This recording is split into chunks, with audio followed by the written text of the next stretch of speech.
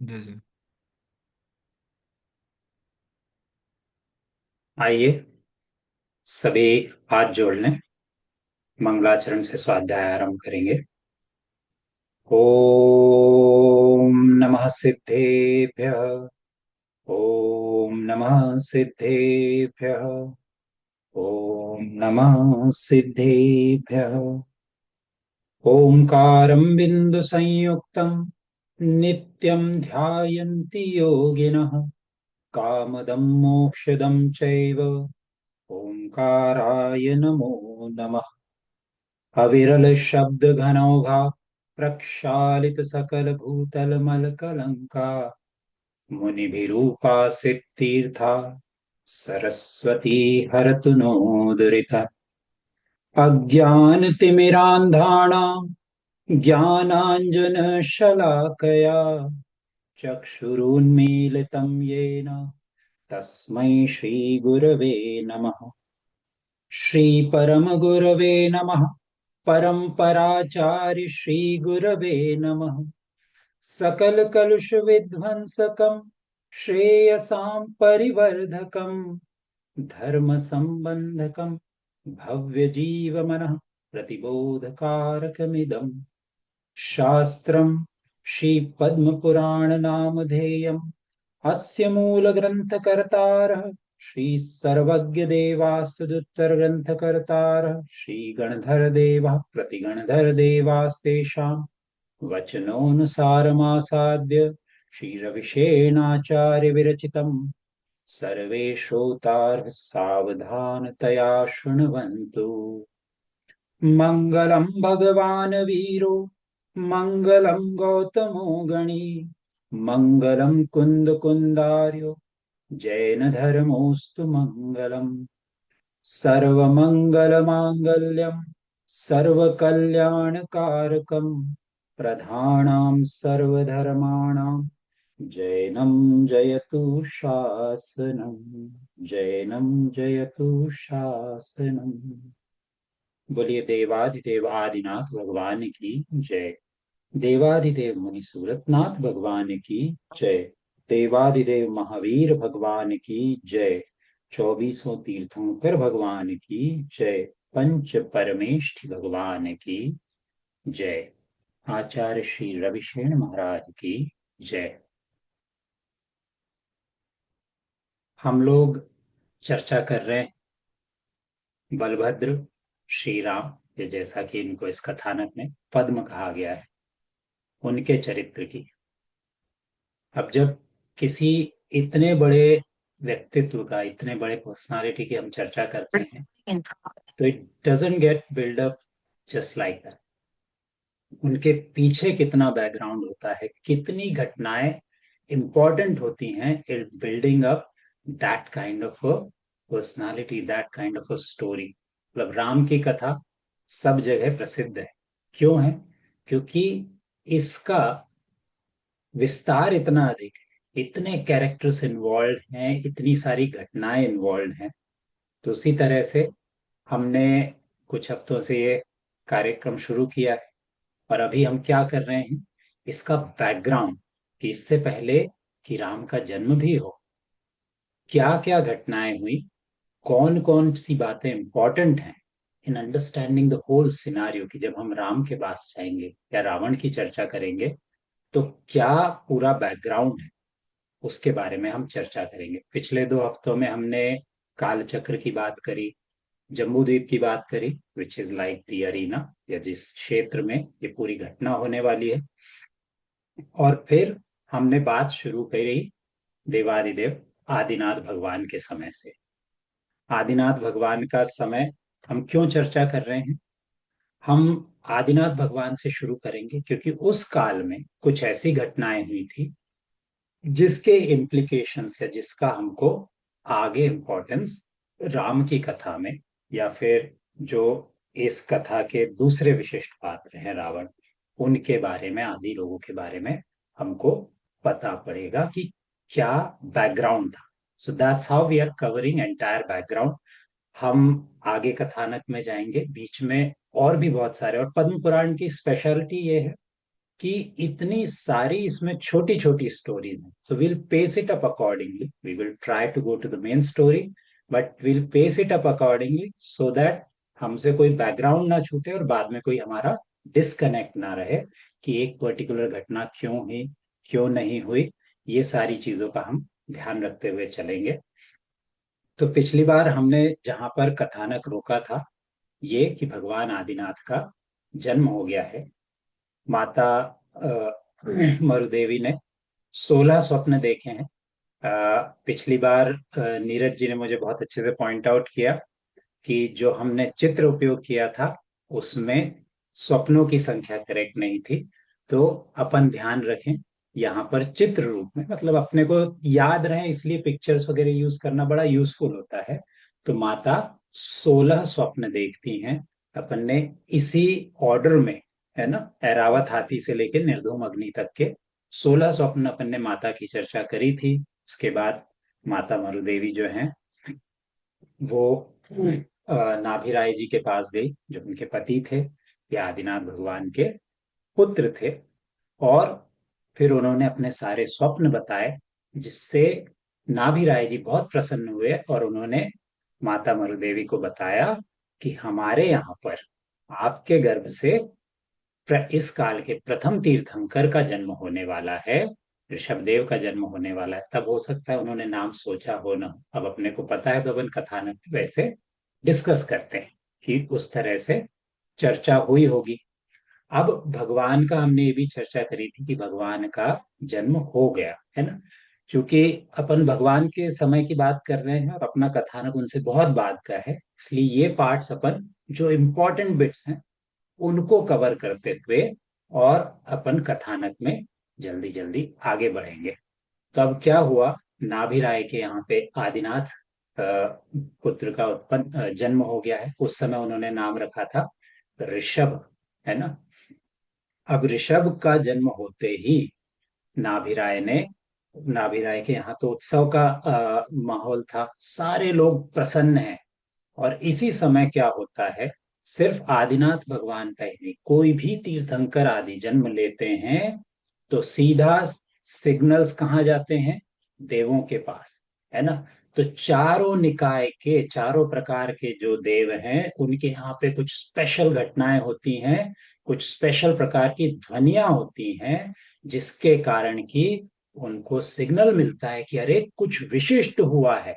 सबसे पहले तो होता है कि इंद्र का आसन कंपित होता है, वाइब्रेट होने लगता है, जिसके कारण अपन ने पंचकल्याणक वगैरह में देखा होगा नाटक रूप में।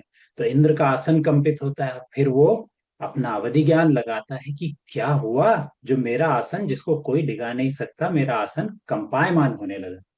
इसके अलावा क्या होता है कि चारों निकाय के, चार तरह के देव होते हैं, उनके यहाँ पे अलग अलग प्रकार की ध्वनि साउंड्स होती हैं। जैसे कि भवनवासी देवों के यहाँ पे naturally without anybody doing it शंखनाद होने लगता है, शंख की ध्वनि होने लगती है।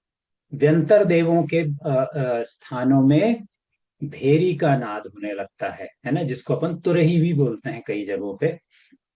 ज्योतिषी देव जो हैं उनके यहाँ पर सिंहनाद होने लगता है, जैसे कि सिंहों की गर्जना होती है ना, लायंस की आवाज होती है उस तरह की। और कल्पवासी यानी जो स्वर्ग के देव हैं, उनके घरों में अपने आप घंटे की ध्वनि होने लगती है। अब ये अपन याद रखें, चित्र से बहुत इजीली याद रखता है, रहता है। ये इसलिए भी अपन देख के याद रखें क्योंकि यही घटना प्रत्येक तीर्थंकर के चरित्र में या इसमें आगे जब डिस्क्रिप्शन आएगा अपने को फिर से देखने को मिलेगी। तो शंखनाद, भेरीनाद, सिंहनाद और घंटानाद, इस तरह के नाद या फिर साउंड्स देवों के यहाँ पर होते हैं। अब इसके बाद जब ये हो गया तो देवों को सिग्नल मिल जाता है, देव बड़ी प्रसन्नता से जान लेते हैं अपने अवधि ज्ञान से कि तीर्थंकर का जन्म हो गया है। और अपने लिए तो इस काल के प्रथम तीर्थंकर आदिनाथ भगवान, यानी कि काल चक्र में बहुत समय तक भरत क्षेत्र, ऐरावत क्षेत्र में तीर्थंकर का जन्म नहीं हुआ था, और अब पहले तीर्थंकर आदिनाथ का जन्म हुआ है। सो इंद्र जो है अपने गजराज, उनका जो वाहन होता है ऐरावत हाथी, उस पर बैठ करके नाभिराज के घर की तरफ आया। इंद्र ने अपने आने से पहले ही कुबेर को आज्ञा कर दी कि जाओ, अयोध्या नगरी का निर्माण करो, अयोध्या नगरी को सजाओ। अब कुबेर को आज्ञा मिली, कुबेर ने अयोध्या नगरी को बहुत अच्छे से सजा दिया। और फिर जब इंद्र आया, अपने साथ अपनी पूरी सेना सारे देवों को लेकर के आया, तो इंद्र ने सबसे पहले, जैसा कि हम करते हैं, हम भगवान के मंदिर जाते हैं तो क्या करते हैं, 3 प्रदक्षिणाएं देते हैं पहले भगवान की। वैसे ही इंद्र ने पहले अयोध्या नगरी की 3 प्रदक्षिणाएं दी, फिर नाभिराज के घर में प्रवेश किया। और उसके बाद का घटनाक्रम क्या होता है कि इंद्र अपनी सहचरी इंद्राणी को माता के कक्ष में भेजते हैं। माता के कक्ष में इंद्राणी जाती है, वहां से पहले जिन माता को नमस्कार करती है, और फिर माता को मायामयी निद्रा में सुला देती है ना। उनके पास विक्रिया आदि होती है, माया आदि होती है, तो उन्होंने माता को सुला दिया और तीर्थंकर बालक को, ऋषभनाथ को अपने गोद में उठाया और बाहर ला करके इंद्र के हाथों में सौंप दिया। अब इंद्र जो है वो उस समय इतना प्रसन्न होता है कि वैक्रिय शरीर होता ही है उनका, वो अपने 1,000 नेत्र बनाता है, यानी कि इतनी प्रसन्नता कि सोचता है मैं 1,000 नेत्रों से यदि भगवान का रूप देख लूं तो मेरे को कितनी शांति मिलेगी, कितनी तृप्ति मिलेगी। लेकिन फिर भी वो तृप्त नहीं हो पाता है। फिर उसको जब ध्यान आता है तो इंद्र कहता है कि इसके आगे की प्रक्रिया की जाए। तो सौधर्मेंद्र भगवान को गोद में बैठा करके ऐरावत हाथी पर बैठते हैं, और देव उनके साथ साथ छत्र लगा करके चंवर डुराते हुए साथ साथ चलते हैं, बड़ा उत्सव का माहौल। और इंद्र के साथ साथ सारे देव सुमेरु पर्वत के शिखर पर, उसके समिट पर पहुंचते हैं। और वहां पर कौन सी शिला है, पांडुक शिला है। अपन जब भी अभिषेक वगैरह करते हैं तो भजनों वगैरह में गाते हैं, तो वहां पर सुमेरु पर्वत पर पांडुक शिला है, जो कि अब कृत्रिम है ना, हमेशा से बनी हुई है, उसको किसी ने बनाया नहीं। और वहां पर एक सिंहासन भी है, उस पर इंद्र ने जिन बालक को विराजमान किया, जिन बालक को विराजमान किया, और साथ में स्वयं उनके पीछे खड़ा हो गया कि इन जिन बालक का मैं ध्यान रखूंगा, कहीं डिग ना जाए। ऐसे इंद्र के मन में विचार आते हैं, उनको लगता है बालक ही तो हैं, वो बात दूजी है कि वो तो तीर्थंकर है, उनको संभालने की किसको जरूरत है। अब इंद्र जो है भगवान को लेकर के बैठ जाता है, और अभिषेक करने के लिए अपने हाथों में कलश लेता है। अन्य देव उनको कलश देते चलते हैं, और फिर वो कलश कहाँ से आते हैं, क्षीर सागर से, है ना। क्षीर सागर का जल, जैसा कि नाम है, बिल्कुल क्षीर यानी दूध के जैसा होता है, स्वच्छ होता है। और जो कलश हैं, कलश जो हैं सोने से बने होते हैं, जिनसे भगवान का अभिषेक होता है। उनका विस्तार वगैरह कभी अपन डिस्कस और करेंगे। बहुत बड़े बड़े कलश होते हैं, ऐसे 1,008 कलशों से इंद्र ने विक्रिया के प्रभाव से अपने ही अलग अलग रूप बना करके भगवान का अभिषेक किया। उस बालक का, अभी तो भगवान नहीं बने हैं, अपन तो अ, अपने श्रद्धावश बोल देते हैं, जो तीर्थंकर बालक थे उनका अभिषेक किया। उसके बाद यम, वैश्रवण, सोम, वरुण आदि देव होते हैं, उन्होंने भी भक्ति पूर्वक जिन बालक का अभिषेक किया। अब भगवान का अभिषेक हो गया है, बालक का अभिषेक हुआ। फिर इंद्राणी आदि देवियों ने अपने हाथ से गंध से युक्त अनुलेपन भगवान को किया, यानी चंदन आदि का उनको अनुलेपन किया। फिर भगवान का अभिषेक करके उन्हें आभूषण पहनाए जाते हैं अलग अलग प्रकार के। उनको कुछ माला पहनाई गई, कुंडल पहनाए गए, बाजूबंद पहनाए गए, अलग अलग प्रकार के। यदि अपन ग्रंथ से ही पढ़ें तो बहुत सारे प्रकार के यहाँ पे आभूषणों के जो ज्वेल्स वगैरह होते हैं, उनके नाम और डिस्क्रिप्शन बहुत अच्छे से दिए हुए हैं। अपन समय को ध्यान रखते हुए पूरा डिस्क्रिप्शन नहीं पढ़ेंगे, लेकिन यदि इंटरेस्ट हो तो मतलब ये भी बहुत इंटरेस्टिंग है कि सारे प्रकार के आभूषणों आदि का भी वर्णन यहाँ पर है, यानी डिटेल्स में कितना जाता है ग्रंथ। अब भगवान को सजाया गया, फिर देवों ने भगवान के लिए सारे जितने आभूषण लाए थे वो तो भक्तिवश ऐसे ही पहना दिए गए। आचार्य भगवंत कहते हैं कि भगवान स्वयं 3 लोक के आभूषण हैं, उनको क्या जरूरत है सजाने की। ऐसा आचार्य भगवंत यहाँ कहते हैं। अस्तु, फिर क्या हुआ कि भगवान को जब अभिषेक हो गया, उनका मार्जन हो गया, उनको सजा दिया गया, तो देवों ने, इंद्र ने उनकी बहुत अच्छे से स्तुति करी, जैसे कि अपन अभिषेक के बाद भगवान की कभी कभी स्तुति करते हैं। और फिर वो तो इंद्र हैं, उनके पास कितना ज्ञान, उनके पास कितना शब्दों का भंडार। तो इंद्र ने भगवान की स्तुति की, फिर भगवान को बारंबार प्रणाम किया, और फिर से ऐरावत हाथी पर बैठा करके अयोध्या की तरफ वापस आए। अब अयोध्या आकर के इंद्र ने भगवान को फिर से इंद्राणी के हाथों में दिया, और इंद्राणी ने जैसे लाई थी वैसे माता के पास वापस ले चलती है।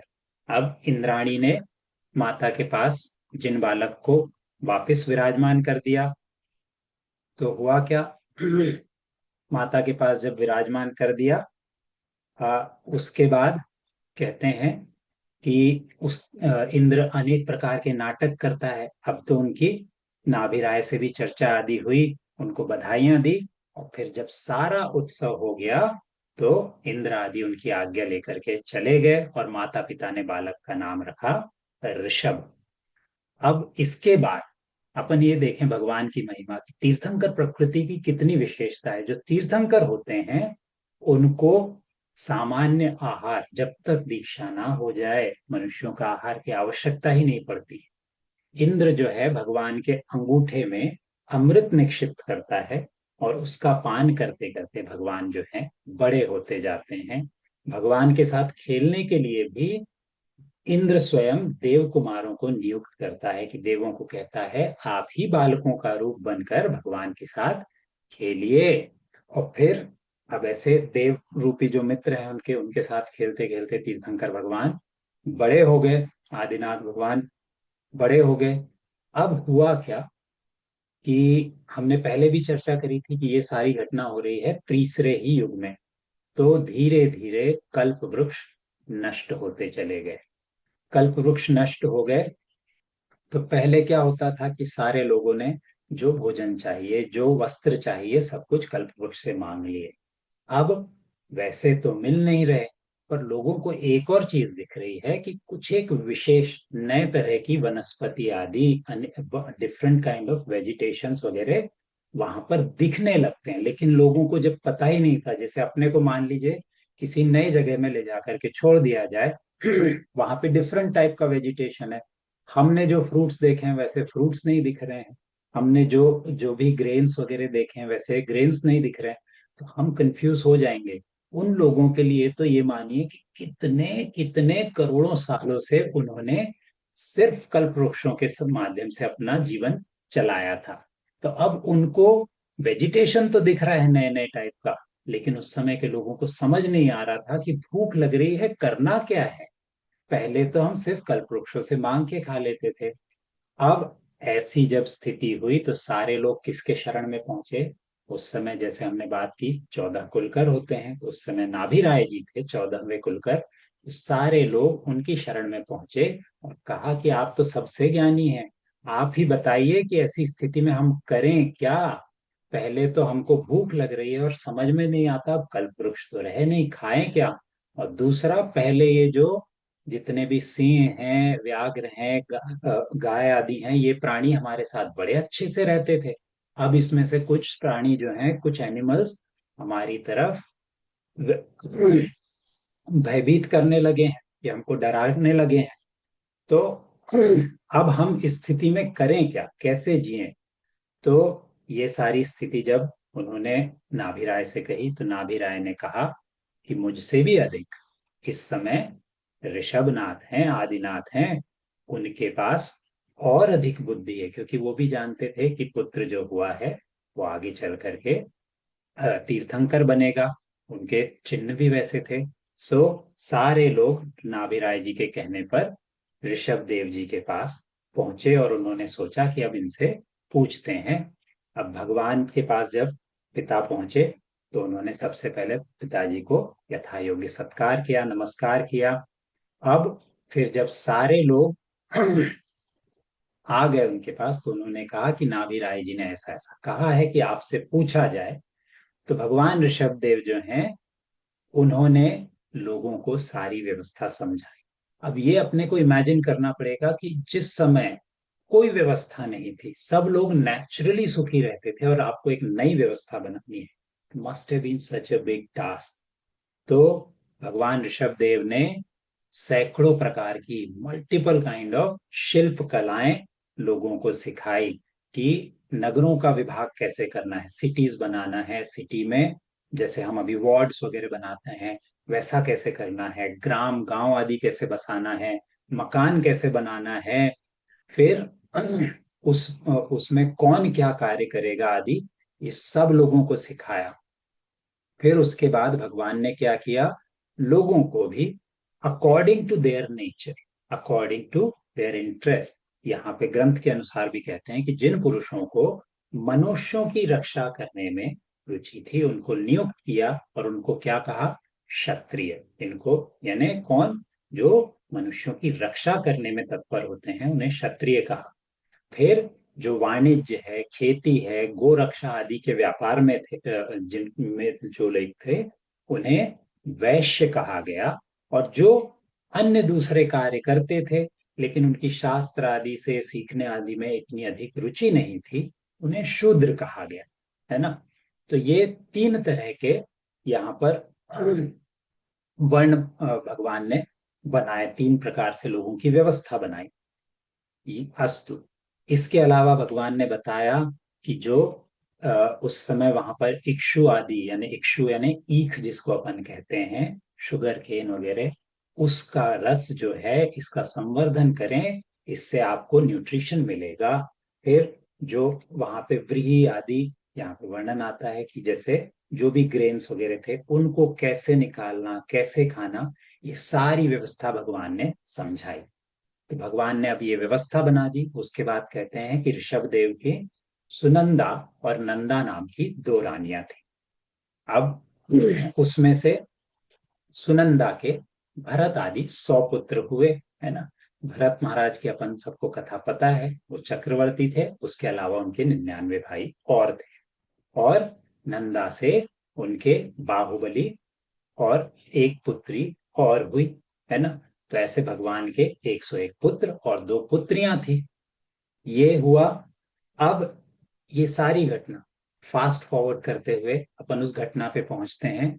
कौन सी घटना, कि एक दिन भगवान भगवान की बहुत सारी आयु बीत गई, और भगवान कहाँ बैठे हैं, भगवान बैठे हैं अपनी राजसभा में। और जब इंद्र को भी चिंता हुई कि भगवान इतने समय से राजभोग कर रहे हैं, तो उन्होंने कौन सा घटनाक्रम रचाया, उन्होंने घटनाक्रम रचाया जिसमें कि नीलांजना नाम की एक देवी नृत्य कर रही है। अपन सबको ये घटना मालूम है, सिंपल सी बात है कि नीलांजना नाम की देवी जो है उसकी आयु उसी क्षण पूर्ण होने वाली थी, और उसकी आयु जैसे ही पूर्ण हुई उसके स्थान पे एक दूसरी देवी आ गई। ये किसी और को तो नहीं दिखा, लेकिन ऋषभनाथ जी जो थे वो तो विशेष दृष्टि वाले थे, उनको तत्क्षण समझ में आ गया कि ये तो देवी है। और ये भी नृत्य करते करते जब इसकी आयु क्षीण हो गई, तो मनुष्य योनि में या किसी भी योनि में कहाँ पर कोई भी परमानेंसी है। तो अब भगवान के चित्त में तुरंत वैराग्य की भावना आई, और वो सोचने लगे कि हम प्रयास करते हैं दूसरों को संतुष्ट करने का, उनके माध्यम से खुद को संतुष्ट करने का, और ये सब में हम सोचते हैं कि सुख प्राप्त होगा, लेकिन प्राप्त नहीं होता। फिर भगवान ने चारों गतियों आदि सबका चिंतन किया, और उनके मन में क्या बात दृढ़ हो गई कि इस संसार में किसी भी प्रकार का सुख नहीं है। अब भगवान के मन में वैराग्य आ गया, और उसी समय क्या होता है, प्रत्येक तीर्थंकर के समय में होता है। अपन ने भी महावीर जयंती जो पिछले से पिछले वर्ष मनाई गई थी, उस समय अपन ने नाटिका देखी होगी, तो कि लौकांतिक देव आते हैं, पांचवें स्वर्ग के, ब्रह्म स्वर्ग के लौकांतिक देव आते हैं, और उनका नियोग ही है वो आके भगवान के वैराग्य की अनुमोदना करते हैं कि भगवान आपने बहुत अच्छा विचार किया है, अब आप इस मार्ग पे आगे बढ़िए और लोगों को जिन मत का मार्ग दिखाइए या फिर मोक्ष का मार्ग दिखाइए। तो अब जैसे ही लोकांतिक देवों ने अनुमोदना करी, भगवान ने ग्रह त्याग का निश्चय कर लिया, तो फिर से इंद्र आदि देवता आ गए। ये कौन सा भगवान का तीसरा कल्याणक है? अपन ने गर्भ कल्याणक की बात करी थी, जन्म कल्याणक की, भगवान का दीक्षा कल्याणक है। तो उस समय फिर से इंद्र आदि आए। इंद्र आदि ने सबने भगवान की फिर से स्तुति करी कि हे नाथ, आपने बहुत अच्छा विचार किया है। और ऐसे स्तुति करके फिर देवों ने क्या किया, भगवान के लिए एक पालकी बनाई सुंदर। भगवान उस पालकी में विराजमान हुए। मनुष्यों, देवों आदि ने भगवान को पालकी में विराजमान करके तिलक नाम के उद्यान में गए। वहां पे भगवान ऋषभ देव जो है उस उस तिलक नाम के उद्यान में पहुंचे थे। सो प्रजा यानी जन समूह से दूर होकर के। इसलिए कहते हैं कि उस स्थान का नाम प्रजाग, प्रजा अग, प्रजा से दूर होकर भगवान वहां पहुंचे थे, इसलिए उस स्थान का नाम प्रयाग, या जिसको हम आजकल प्रयाग कहते हैं, उस प्रजाग कहते थे। उस स्थान पे भगवान ने दीक्षा ली, उसे कहते हैं प्रयाग। तो ये भी एक चीज अपने ध्यान में रखने की है कि आदिनाथ भगवान की दीक्षा कहाँ हुई थी? प्रयाग में। अब भगवान वहां पहुंच गए तिलक नाम के उद्यान में, और भगवान ने माता पिता बंधुजनों सबसे दीक्षा लेने की आज्ञा ली।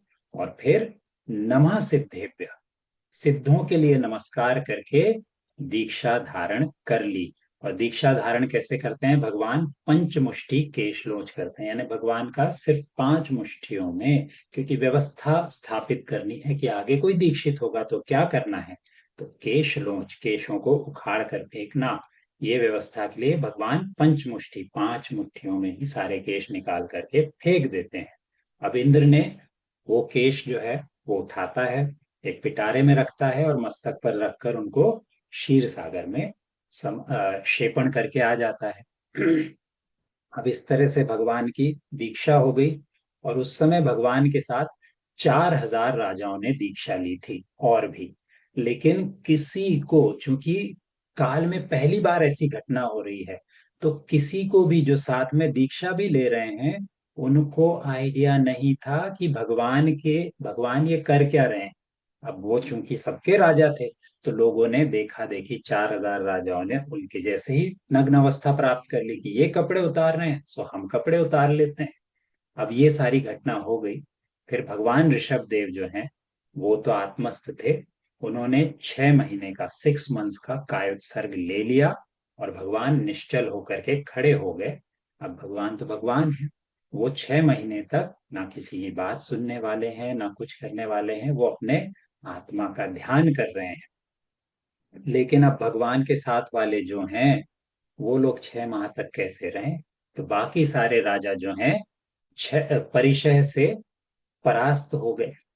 अब उन राजाओं में यहाँ पे एक और डिस्क्रिप्शन आता है कि उन राजाओं में एक विशेष जीव था, भरत का पुत्र मरीचि। इस जीव का अपन ने कभी डिस्क्रिप्शन सुना हो ना सुना हो, तो मारीची का जीव जो है, यही आगे जा करके महावीर बना। लेकिन उस भव में जहां वो मरीची था, वो बहुत अहंकारी जीव था। तो उसने क्या किया, वो भगवान के पीछे तो चला गया था, वस्त्र आदि उतार दिए गए थे, लेकिन जब सारी चीजें नहीं सही गई, तो वस्त्र धारण करके गेरुए वस्त्र पहन के परिव्राजक बन गया। और कई लोगों को अपने हिसाब से धर्म सिखाने लगा।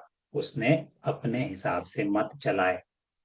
अब कई राजा लोग भी वैसे ही उनको फॉलो करते हुए आगे बढ़े। तो कोई घूमते हुए लोगों को जब भूख लगी, तो उन्होंने क्या किया, सोचा कि जंगल के फल ही खा लेते हैं।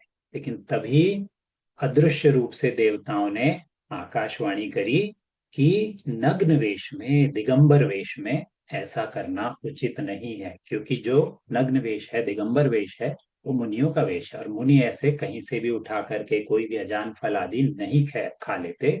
इसलिए देवताओं ने कहा कि हे राजाओं, इस निगंबर वेश में, नग्न वेश में रह करके ऐसा कार्य मत करो कि कहीं के भी फल उठाकर खा लिए, कहीं से भी पानी पी लिया, क्योंकि ये आपके लिए ही दुख का कारण होगा। अब ये बात जब उन्होंने सुनी राजाओं ने, तो उन्होंने क्या किया, किसी ने पेड़ की छाल, किसी ने कुछ पत्ते, किसी ने कुछ और ओढ़ लिया, कई लोग वापिस भी चले गए। ये सारी घटनाएं हुई, यानी सिर्फ भगवान आदिनाथ ऋषभ देव जी 6 महीने तक प्रतिमा योग से या कायोत्सर्ग से खड़े थे, है ना।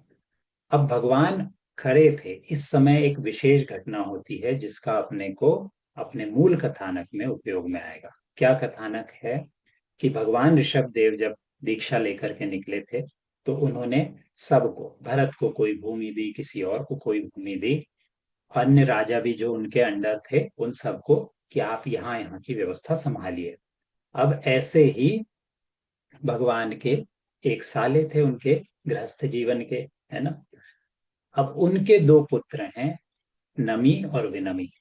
ऋषभ देव जी के गृहस्थ के साले, उनके पुत्र नमी और विनमी। अब वो दोनों दौड़े दौड़े भगवान के चरणों में आए और वहीं खड़े हो गए। क्यों खड़े हो गए? उन्होंने कहा कि आपने सबको तो राज दिया, आप हम दोनों को ही भूल गए, हमारे लिए कुछ नहीं किया। अब वो भगवान कहाँ कायोत्सर्ग में खड़े हैं और वो कह रहे हैं कि हमें भी कुछ दो। अब ये जैसे ही घटना हुई तो प्राकृतिक रूप से भगवान ने तो कुछ करना नहीं था उस समय, वो तो वैरागी खड़े हैं। तो इस समय क्या हुआ, नाग कुमार जाति के जो देव हैं उनके अधिपति या उनके इंद्र धरणेन्द्र, उनका आसन कंपायमान हो गया। तो धरणेन्द्र ने तुरंत अवधि ज्ञान लगाया और जान लिया कि नमी और विनमी भगवान से याचना कर रहे हैं जहाँ की भगवान ध्यानस्थ खड़े हैं। तो अब ये जानते ही धर्मेंद्र जो है शीघ्रता से वहां पर आया और धर्मेंद्र ने क्या किया, विक्रिया से उन दोनों को बुलाया कि अरे आप मेरे पास आओ। और फिर उन उन दोनों को उसने क्या समझाया कि भगवान से इस समय कोई भी याचना करने की आवश्यकता नहीं है। इस घटनाक्रम को यदि अपने को बहुत डिटेल में समझना है तो आप लोग आदि पुराण से भी समझ सकते हैं। इम्पोर्टेंट किस लिए है कि धर्मेंद्र ने नमी और विनमी को दो विद्याएं दी, उत्कृष्ट विद्याएं, और उनको लेकर के वो कहाँ गया, विजयार्ध पर्वत पर। अब विजयार्ध पर्वत पर जाकर के नमी को उत्तर श्रेणी का और विनमी को दक्षिण श्रेणी का उसने राजा बनाया। और चूंकि विद्याएं दी थी तो वहां पर उस समय से ये दोनों ही विद्याधरों के अधिपति बन गए, क्योंकि इनके पास विद्याएं भी थी और विजयात का राज भी मिला था। तो हमने पहले भी बात की थी कि विद्याधर अधिकांश विजयात पर्वत पर रहते हैं। तो ये घटना इंपॉर्टेंट है कि इन दोनों को, नमी और विनमी को, उस समय धर्मेंद्र ने विद्याएं दी थी। सो उनसे आगे विद्याधर वंश चला, जिसकी हम आज थोड़े से चर्चा करेंगे। अब विद्याधरों का स्थान वहां पर बन गया। वहां पर अलग अलग देश हैं विजयार्थ पर्वत पर। उससे आगे जाकर के 10 योजन ऊपर चल करके गंधर्व और किन्नर देवों के भी नगर बसे हुए हैं। अब यहाँ से फिर और 505 योजन और ऊपर चल करके इसी पर्वत पर, विजयार्थ पर्वत पर क्या है, भगवान के मंदिर हैं। और वहां पर नंदीश्वर द्वीप के जैसे पर्वत हैं, वैसी रचना है, ऐसा ग्रंथ में बताया है। फिर और ये भी बताते हैं कि उन्हीं विजयार्थ पर्वत के जहाँ पर भगवान के मंदिर हैं वहां पर चारण रिद्धिधारी मुनि विराजमान रहते हैं। अब उसी विजयार्थ पर्वत की दक्षिण श्रेणी पर, है ना, नॉर्दर्न और सदर्न वाला साइड, सदर्न वाले साइड में रत्नुपुर आदि 50 नगरियां हैं। और उत्तर श्रेणी नॉर्दर्न साइड में गगन वल्लभ आदि 60 नगरियां हैं, यानी 50 साउथ में और 60 ऑन द नॉर्दर्न साइड। ऐसे 110 विद्याधरों की नगरियां हैं। और कैसी नगरियां हैं उनका बहुत सुंदर यहाँ पे वर्णन है। ऑलमोस्ट ये कहते हैं कि जैसे भोग भूमि है वैसी व्यवस्था विजयार्थ पर्वत पर है कि वहां पे फल फूल हमेशा बने रहते हैं। वो साधारण पेड़ ही हैं लेकिन वो हमेशा हरे भरे रहते हैं, नदियां वहां पर भरी रहती हैं, पशु पक्षी आदि वहां पे सुंदर बहुत सारे होते हैं, सारी चीजों की भरमार होती है। इसलिए कहते हैं, उपमा रूप कह दिया कि विजयात पर्वत की जो नगरियां हैं वो भोग भूमि के समान ही सुशोभित रहती हैं। अब ये घटनाक्रम याद रखें कि विद्याधर विद्याधरों का आरंभ कहाँ से हुआ, नमी और विनमी, इन्हीं के आगे और वंश जाएंगे। तो अब इस तरह से दोनों श्रेणियों में नमी और विनमी को राज मिल गया। उसके बाद क्या हुआ, उसके बाद भगवान ऋषभदेव ने जब अपना 6 महीने का ध्यान पूर्ण किया, उसके बाद भगवान जगत के कल्याण के निमित्त से दान धर्म की प्रवृत्ति करने के लिए आगे बढ़े। यहाँ पे इम्पोर्टेंट ये है, आचार्य क्या शब्द का प्रयोग कर रहे हैं कि जगत कल्याण के लिए और दान धर्म की प्रवृत्ति करने के लिए उद्यत हुए। भगवान को खुद से आहार की कोई आवश्यकता नहीं थी, उनका शरीर तो वैसा होता है। लेकिन भगवान को ध्यान आया कि इस काल में आगे भी मुनि होंगे, उनके लिए आहार आदि की व्यवस्था कैसे बनेगी। भगवान 6 माह के बाद प्रतिमा योग पूर्ण करके पृथ्वी पर उन्होंने विहार शुरू किया, आहार के लिए निकले और मौन धारण करके ही भगवान एरिया समिति से नीचे देखते हुए विहार करते हुए चलते थे। ऐसे भगवान हम सब जानते हैं कि 6 महीने से अधिक हो गए थे जब भगवान अपना प्रतिमा योग कंप्लीट करने के बाद भी घूमते रहे और किसी को व्यवस्था पता नहीं थी आहार दान देने की। अब ऐसे भगवान विहार करते करते किसी समय हस्तिनापुर नाम की नगरी में पहुंचे। हस्तिनापुर का अपन सबने नाम सुना है। अब किसी को वहां पे ध्यान ही नहीं है कि यह आहार की बेला है, तो लोग बड़े खुश कि अरे ऋषभ देव जी आए हैं, जो हमारे पहले के राजा थे ऋषभ देव जी आए हैं, तो इनको हम क्या दे दें। तो यहाँ कहते हैं कि कोई तो अलग अलग प्रकार के वस्त्र ले आया कि भगवान ये ले लो, कोई हाथी घोड़े ले आया, कोई वाहन लेकर के आ गया। किसी की मर्जी हुई तो उन्होंने कहा कि भगवान क्या लेंगे, हमारी पुत्रियां हैं, ये ले लो, इनसे विवाह कर लो। ऐसे लोग लेकर के आने लगे। लेकिन भगवान तो केवल आहार के लिए, आहार भी क्यों, ताकि दान तीर्थ का प्रवर्तन हो, उसके लिए निकले थे। अब ये सब होता रहा। उसी समय कहते हैं, हमने ये कथानक भी सुना है कि राजा श्रेयांस ने अपने महल के ऊपर खड़े खड़े देखा और राजा श्रेयांस को पूर्व भाव का स्मरण हुआ है। राजा श्रेयांस के कारण उसी समय हम, ये कौन सी कथानक हुई, अक्षय तृतीया। तो अक्षय तृतीया का दिन रहा होगा उस समय, तो तब राजा श्रेयांस को पूर्व भाव का स्मरण हो आया। बहुत ब्रीफली बताएं तो राजा श्रेयांस जो है पूर्व भाव में आदिनाथ जी का जो जीव था उनकी पत्नी थे, इन दोनों ने साथ में मुनियों को आहार दिया था। तो राजा श्रेयांस को तुरंत उसका स्मरण हो आया और ध्यान क्या आया कि हमने मुनियों को कैसे आहार दिए थे, नहीं तो उस समय किसी को पता नहीं था। तो तुरंत राजा श्रेयांस नीचे उतर के आए और उन्होंने क्या किया, नवधा भक्ति करी कि भगवान अत्रो वत्रो तिष्ठो तिष्ठो, ऐसा पहले स्वागत किया, भगवान की प्रदक्षिणाएं दी, भगवान के चरण उन्होंने पखारे, प्रक्षालन किया, उसे पोछा, भगवान को अष्ट द्रव्य से पूजन किया, उन्हें उच्चासन पर विराजमान किया। ये सारा नवधा भक्ति में आता है। 9 तरह की भक्तियां करनी पड़ती है तब मुनिराज आहार लेते हैं, ऐसे कहीं भी जाकर के नहीं। तो ये सारी चीजें उन्होंने की और फिर किस चीज का आहार दिया भगवान को, इक्षु रस का आहार दिया, विधि पूर्वक भगवान का पारणा कराया।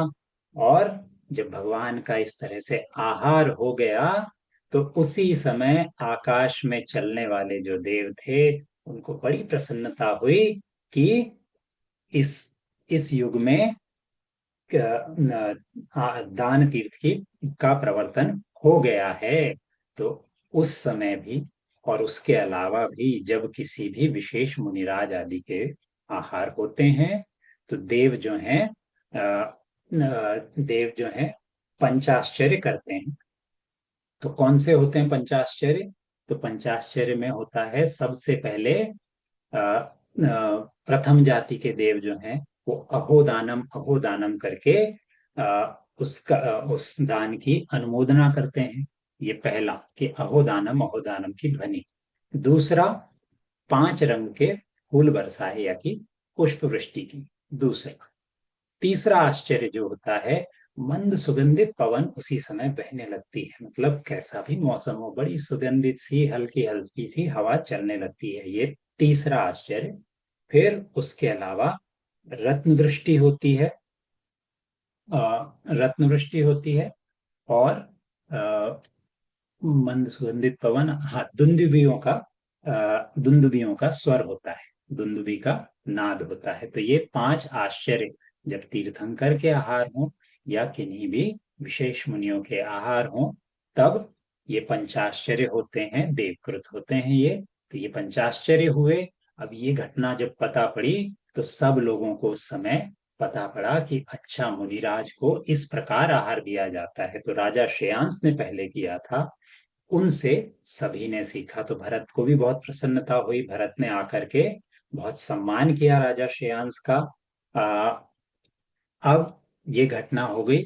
उसके बाद जो है भगवान ऋषभदेव ने जब आहार दान आदि की व्यवस्था बता दी, फिर किसी समय भगवान का शुक्ल ध्यान के प्रभाव से उनके मोहनीय कर्म का क्षय हो गया और भगवान को केवल ज्ञान उत्पन्न हुआ। केवल ज्ञान उत्पन्न हुआ तो जैसे ही केवल ज्ञान होता है, भगवान को अष्ट प्रातिहार्य प्रकट होते हैं। अष्ट प्रातिहार्य क्या क्या हैं?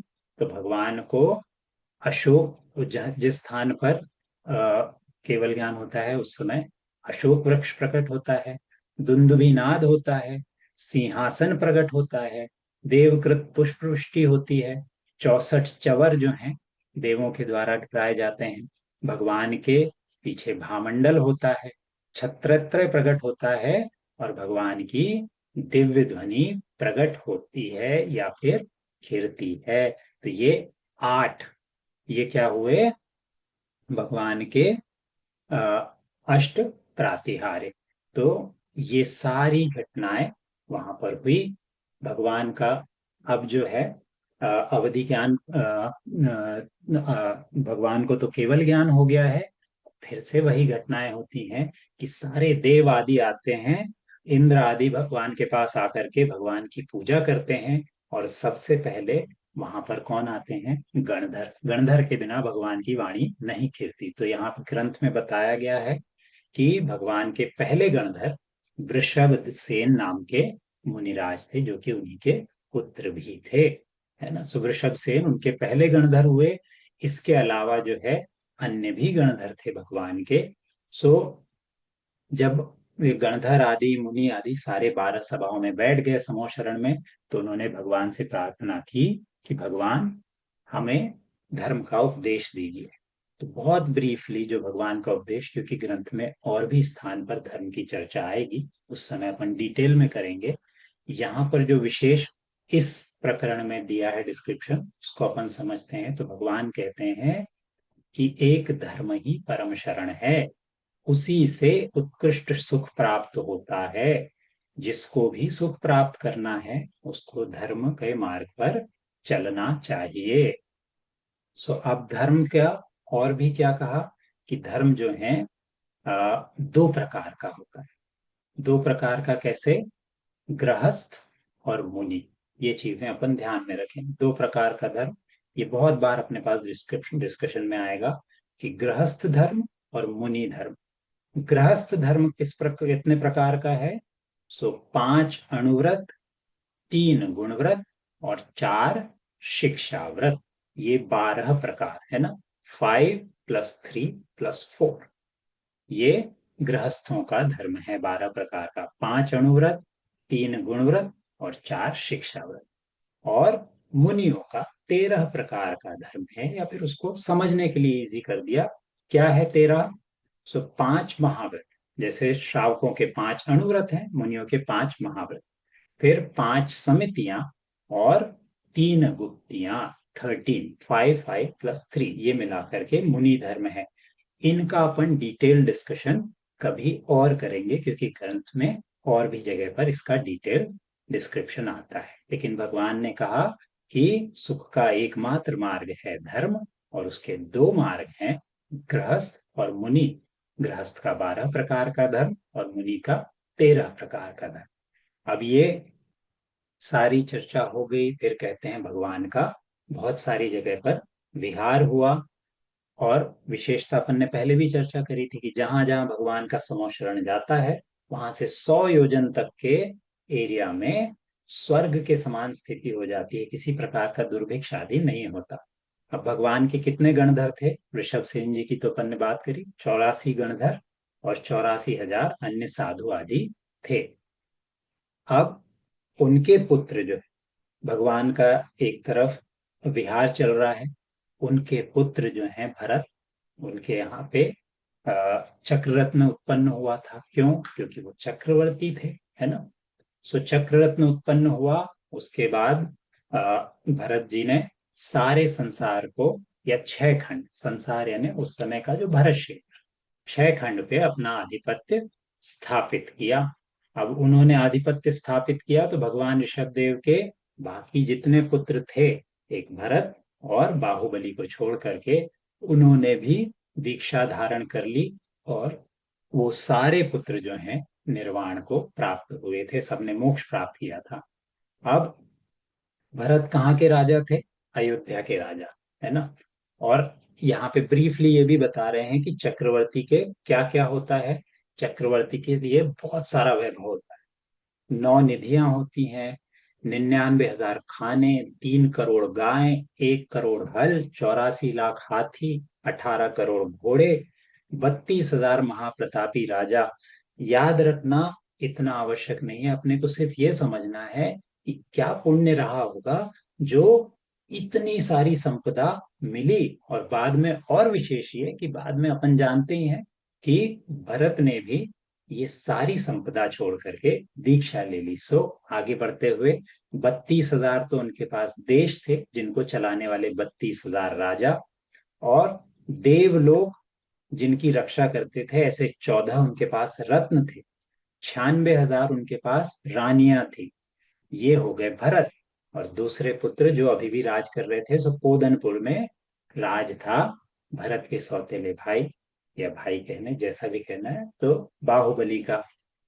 अब बाहुबली को कहते हैं, उनको एक बात का अहंकार था कि हम और भरत एक ही पिता के पुत्र हैं।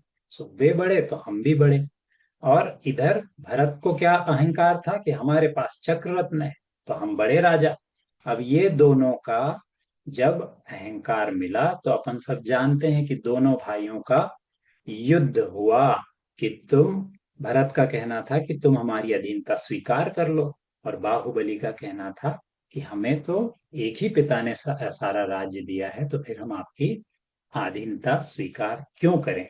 अब यहाँ पर जो डिस्क्रिप्शन आता है इन दोनों की युद्ध का, थोड़ा सा अलग आता है। अलग इस प्रकार से आता है कि यहाँ बता रहे हैं कि पहले दोनों में, दोनों तरफ की सेनाओं में टकराव हुआ, युद्ध हुआ, उसमें अनेक प्राणी मारे गए। सिर्फ इतनी बात अलग आती है।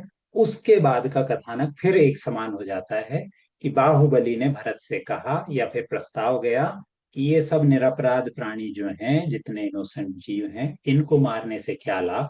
हम आपके और हमारे बीच में सारी बात सुलझ लेते हैं। तो फिर दोनों भाइयों में वही जो हम जानते हैं, दृष्टि युद्ध हुआ, मल्ल युद्ध हुआ, जल युद्ध हुआ। और तीनों युद्धों में भरत हार गए। और जब भरत हार गए तो क्रोधवश उन्होंने क्या किया, अपना चक्र रत्न बुलाया और बाहुबली के ऊपर चला दिया। लेकिन बाहुबली तो चरम शरीरी थे और कुल के ही थे, इसलिए वो रत्न जो चक्र है, उसने बाहुबली को नहीं मारा, और वो प्रदक्षिणा कर वापिस भरत के पास आ गया। इस घटना से क्या हुआ, इस घटना से बाहुबली को बहुत वैराग्य उत्पन्न हुआ कि मेरा ही भाई मुझे मारने के लिए आ रहा है। तो उन्होंने भी दीक्षा ले ली, सारा राज्य छोड़ करके भरत के सुपुर्द कर दिया और दीक्षा ली। 1 साल तक भगवान एक ही स्थान पर खड़े रहे।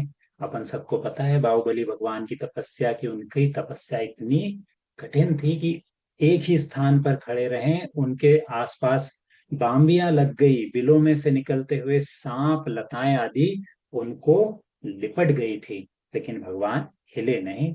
तो बाहुबली को उसी दशा में केवल ज्ञान प्राप्त हुआ, और आयु कर्म का क्षय होने पर उन्होंने मोक्ष प्राप्त किया, इस ग्रंथ के अनुसार। और अधिकांश जगह पर यही आता है कि बाहुबली इस युग में मोक्ष प्राप्त करने वाले पहले जीव थे। अब उन्होंने मोक्ष प्राप्त कर लिया। उसके बाद भरत चक्रवर्ती ने 6 खंड पर राज्य किया। उस राज्य की भी चर्चा कहीं किसी और जगह पर हम लोग करेंगे। अब ये सारे जो है, उसके बाद कहते हैं कि भरत चक्रवर्ती के 500 पुत्र थे। और ये सारी घटना कहने के बाद गौतम गणधर जो है, ऋषभ देव और उनके पुत्र पौत्रों का वर्णन किया। अब एक विशेष घटना यहाँ पे आती है अपन ने पहले चर्चा करी थी कि ऋषभ देव ने क्षत्रिय, वैश्य और शूद्र इन तीन वर्णों की उत्पत्ति कह दी थी। तो श्रेणिक ने यहाँ प्रश्न पूछा कि हे भगवान, ब्राह्मणों की चर्चा तो हुई नहीं, उनकी बात क्या है? तो इस जगह पर फिर गौतम गणधर बताते हैं कि किसी समय पर भगवान का, आदिनाथ भगवान का जो है समौशरण सब जगह चलते चलते अयोध्या के पास आया। तो जब अयोध्या के पास आया तो भरत भक्तिवश उन्होंने क्या किया कि सारे मुनिराज आए हैं, आदिनाथ जी भी आए हैं, तो जितने मुनि हैं उनको आहार करवाता हूँ। तो उन्होंने बहुत सारा उत्तम उत्तम आहार बनवाया और वो लेकर के पहुंचे। अब जब वो लेकर के पहुंचे तो कोई भी मुनि उनमें से उठा नहीं। तो भगवान ने ही अपनी दिव्य ध्वनि में कहा कि भरत, ये सारे मुनि जो हैं, ये जो भी भिक्षा, जो भी आहार इनके उद्देश्य से तैयार किया जाता है कि इन्हीं के लिए बना है, उसको ग्रहण नहीं करेंगे, उसे उद्दिष्ट भोजन कहा जाता है। इसलिए ये आहार तो तुम ले जाओ, ये इनके योग्य नहीं है। ये केवल दिन में एक बार भोजन ग्रहण करते हैं, और कैसा कि श्रावक के घर पर जो भोजन बना है उसी का निर्दोष भिक्षावृत्ति से खड़े होकर के भोजन करते हैं। और ना हो तो ये तो महीनों इनको भोजन की आवश्यकता नहीं, ये मुनि उसके बिना भी रह लेंगे। अब ये सारा देखा तो पहले तो भरत के मन में बहुत अच्छा आया कि कितनी अच्छी चर्या है मुनिराजों की। लेकिन अब उसने सोचा कि इतना भोजन बनवाया है तो ये किसके लिए ले जाऊं। तो अपन ने जो चर्चा करी कि उसके मन में आया कि जो मुनि मार्गी हैं उनका नहीं, तो जो श्रावक रूपी धर्म का पालन कर रहे हैं मैं उन्हीं की तरफ ले जाऊं। यह घटना ब्राह्मण वर्ण की कैसे स्थापना हुई उसके ऊपर है। तो उसने क्या किया, उसने वो भोजन वगैरह वापस लाया और सारी प्रजा में से कहा कि जो भी उत्तम धर्म का पालन करने वाले हैं, श्रावक धर्म का पालन करने वाले, वो आइए, उन सबको भोजन भी कराया जाएगा और अनेक प्रकार के अच्छी अच्छी सामग्री भी दी जाएगी। अब ऐसा सुनकर के बहुत सारे लोग आ गए। कई लोग जो व्रती आदि नहीं थे उन्होंने क्या किया कि भरत के भवन में, उनका जो महल था उसके आंगन में जौ, धान, मूंग आदि के अंकुर बोए हुए थे, है ना, अंकुर निकले हुए थे। तो जो लोग कई उसको लांघते हुए आ गए। तो जो लोग उसको लांघते हुए आ गए, भरत ने समझ लिया कि इनके मन में अभी भी जीवों के प्रति उतनी दया नहीं है। और कई श्रावक ऐसे थे जो कि उन उन अंकुरों को लांघते हुए नहीं आए, वो अपने स्थान पर रुक गए या उन्होंने दूसरा मार्ग किया। तो ऐसे जो, जिनके मन में दया थी, उनका भरत ने जो है बहुत विशेष स्वागत किया। उनको उसने एक विशेष रूप से सम्मान दे करके उनको, जिसको हम कहते हैं यज्ञोपवीत धारण कराया, स्वर्ण का, सोने का धागा पहनाया उनको, और उनका बहुत सम्मान किया। इन्हीं को आगे चल करके ब्राह्मण कहा गया कि जो लोग बहुत दया धर्मवृत्ति रूप थे। अब ये सब होने के बाद यहाँ कहते हैं कि किसी इनमें से कई लोग जो हैं उनको भी अहंकार हो गया, और वो क्या करने लगे, उनको लगा कि जब भरत ने हमारा इतना सम्मान किया, हमको इतनी सारी वस्तुएं दी हैं, और भी देंगे। तो वो लोग हर धनी संपन्नी व्यक्ति को देख करके याचना करने लगे कि हम तुम्हें बताते हैं धर्म कैसा करना। तो अब यहाँ पे कहते हैं कि भरत के सामने किसी मति समुद्र नाम के मंत्री ने भरत से कहा कि मैंने भगवान के समो शरण में कुछ बात सुनी है। क्या की है कि भरत ने जो इन ब्राह्मणों की रचना की है वो भगवान वर्धमान तीर्थंकर के समय तक तो बहुत अच्छा कार्य करेंगे, लेकिन उसके बाद कई इनमें से पाखंडी हो जाएंगे, उद्धत हो जाएंगे, मुनियों आदि को देख करके भी ईर्ष्या करेंगे, या फिर उनके विरुद्ध वचन कहेंगे, खोटे ग्रंथों का, खोटी क्रियाओं का भी प्रतिपालन करवाएंगे, जिसको हम बलि आदि क्रियाएं हैं, उसको यहाँ पे कहा गया है कि जीवों की हिंसा आदि का भी उपदेश देंगे। अब इस तरह की बात जब भरत ने सुनी तो उसने सोचा कि इनका तो अभी नाश कर देना चाहिए। तो एक क्षण को उसको बहुत क्रोध आया और वो इन सारे विप्रों को मारने के लिए उद्यत हुआ। तो सारे के सारे भगवान ऋषभदेव की शरण में गए और भगवान ने कहा कि मां हननम कार्षि, यानी कि हे पुत्र, इनका हनन मत करो। इसलिए वो ब्राह्मण आगे माहन भी कहलाए, लेकिन भगवान ने कहा कि इनका हनन करने से तुम्हें कोई प्रयोजन नहीं है, ये यथा समय जो कार्य इनका होना है सो होगा। लेकिन अब ये घटना हो गई, तो इस तरह से ब्राह्मणों की रचना हुई। अब भगवान जो है उसमें कहते हैं कि भगवान कैलाश पर्वत की शिखर पर पहुंचे, वहां से भगवान का मोक्ष भी हो गया। और उनके बाद भरत चक्रवर्ती, ये सारी आज हमने एक तरह से भूमिका बांधी है। सो फिर भरत चक्रवर्ती ने भी जो है सारा राज्य छोड़ करके वो भी दीक्षा को प्राप्त हुए, वो उन्होंने भी मोक्ष प्राप्त किया। तो इस तरह से ये चतुर्थ पर्व भी अपना पूर्ण हो गया, जिसमें भगवान आदिनाथ का पूरा वर्णन है। अब इसके बाद जो अपने लिए आगे और भूमिका इंपॉर्टेंट है, पिछले कथानक में से कुछ चीजें अपने को बाद में यूज आएंगी, उसमें नमी विनमी की कथा याद रखें अपन। फिर भगवान गौतम स्वामी के चरणों में जो बैठे हैं राजा श्रेणी, उन्होंने पूछा कि हे भगवान, मुझे वंशों के बारे में भी बताइए। तो गौतम स्वामी ने श्रेणिक से कहा कि हे राजन, इस संसार में 4 महावंश प्रसिद्ध है ना।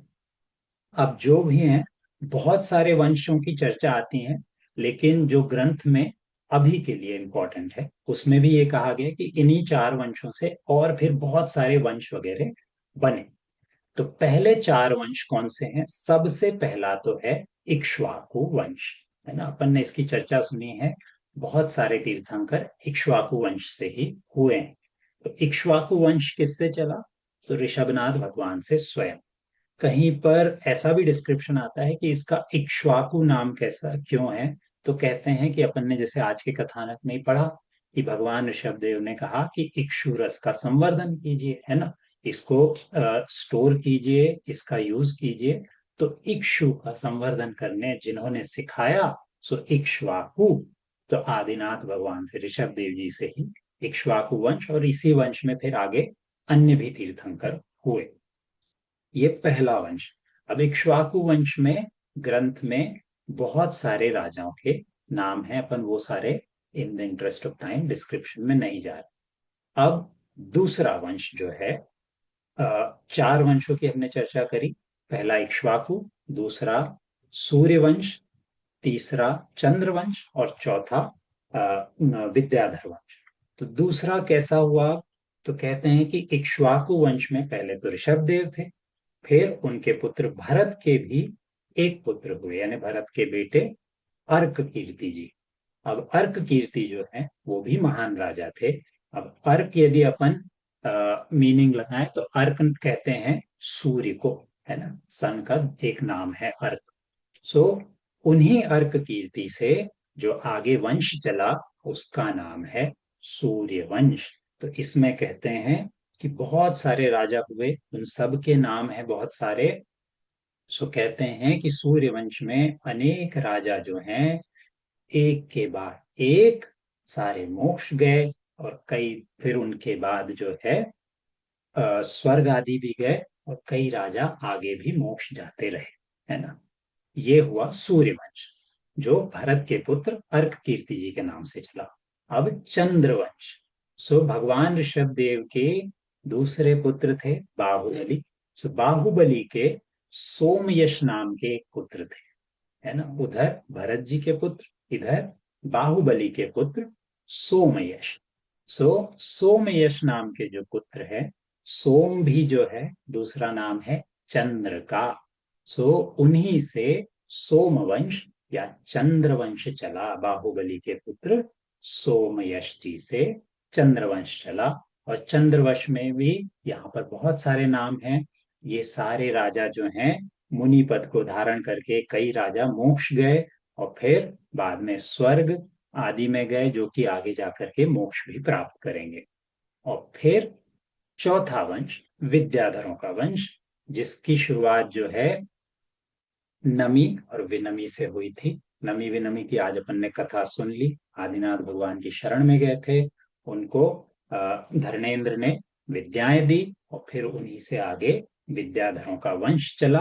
और विद्याधरों के वंश के भी कई राजाओं का वर्णन है। तो इनमें कई लोगों ने तो जिन दीक्षा धारण करी और सिद्ध पद प्राप्त किया, और फिर आगे जाकर के मोक्ष भी प्राप्त किया।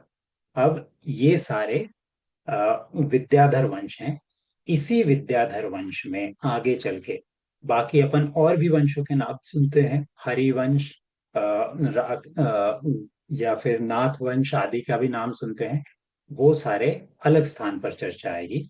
आज के लिए अपन ध्यान में रखें विद्याधर वंश को, क्योंकि इसी में आगे चल करके वानर वंश, राक्षस वंश आएगा, जो कि अपनी कथा के लिए इम्पोर्टेंट है। तो अब विद्याधरों के इस वंश में एक विशेष कथानक आएगी। अब वो कथानक और आगे जाकर के राक्षस वंश, वारन वंश आदि कैसे बने, जिसमें कि राक्षस वंश में लंका की उत्पत्ति कैसे हुई, लंका नगरी कैसे बनी, उसमें रावण आदि से के पूर्वज कौन थे, और फिर वानर वंश से क्या संबंधित था, ये सारी चर्चा भी अपने को आएगी। यानी धीरे धीरे हम लोग इस बेस के साथ अपने मूल कथानक की तरफ बढ़ रहे हैं। उसकी चर्चा अपन करेंगे अगले सप्ताह के लिए। आज के लिए यहीं विराम लेते हैं। बोलो जिनवाणी माता की जय। कोई भी प्रश्न हो अपन वो कर लेते हैं।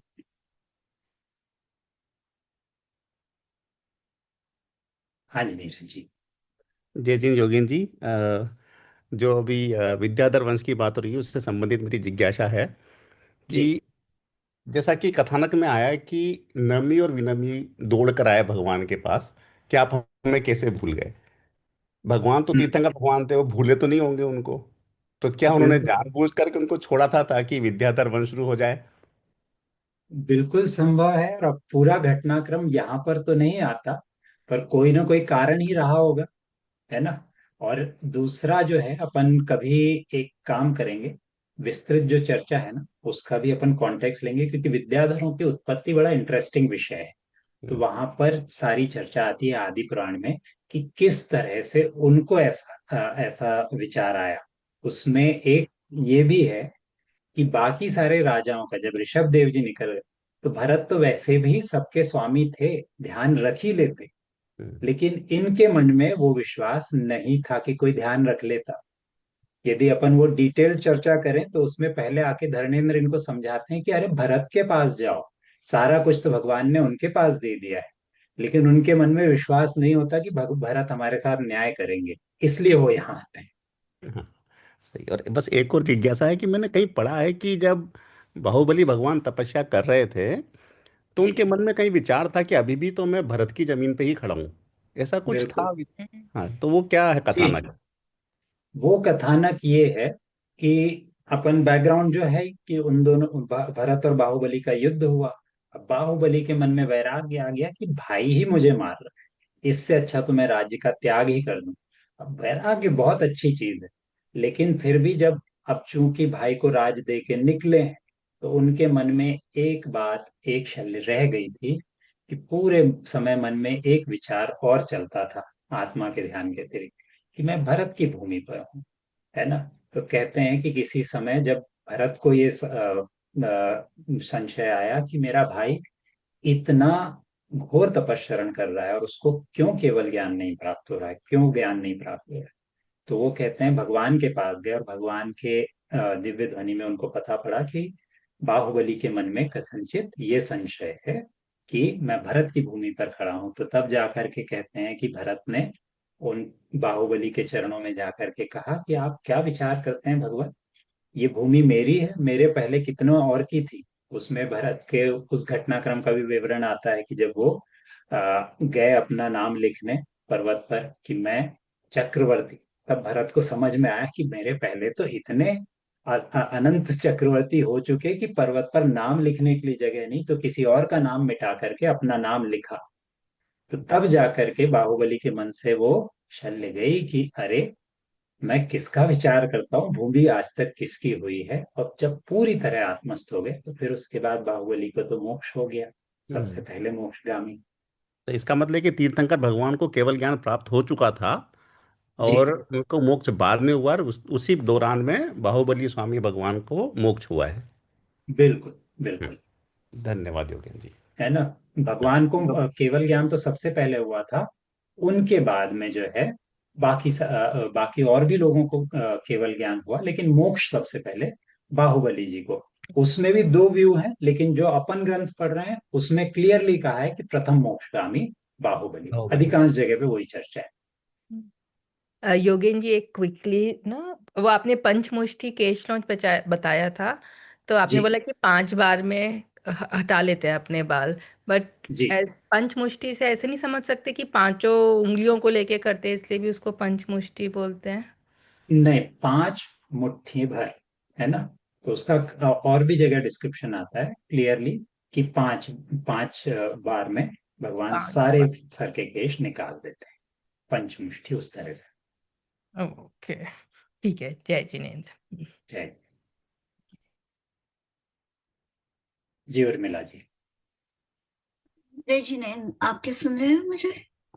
हाँ जी, हाँ बोलिए। हाँ, मेरी एक डिफरेंट क्वेरी है, जो जी मुझे हरदम परेशान करती है। जी। ये जो सब बड़े भक्ति है, लाइक आदिनाथ भगवान, भरत, बाहुबली, इनके बारे में मोक्ष उपाधि दी जाती है। और कोई बाद में आए हुए देव है, लाइक राम भगवान रामचंद्र, तो उनके बारे हम्म। में ऐसे बोला जाता है कि निर्वाण हुआ और फिर मोक्ष प्राप्त हुआ। तो ये मुझे बहुत जंबल होता है कि निर्वाण क्या है और मोक्ष क्या है। और देव बनते हैं मोक्ष पाने के बाद, या हयात होते हैं तभी देव बोलते हैं। ये बहुत कंफ्यूजन होता है, मुझे समझ में ही नहीं आता। क्या नहीं क्या नहीं, आप ठीक क्लियर है। करेंगे कुछ, हाँ जी। प्लीज? निर्वाण निर्वाण और मोक्ष को आप एक ही तरह से प्रयोग कर सकते हैं, है ना। निर्वाण जो है ज्यादातर तीर्थंकरों के लिए प्रयुक्त होता है ना। अदरवाइज मोक्ष अपन इन जनरल सभी के लिए यूज कर सकते हैं।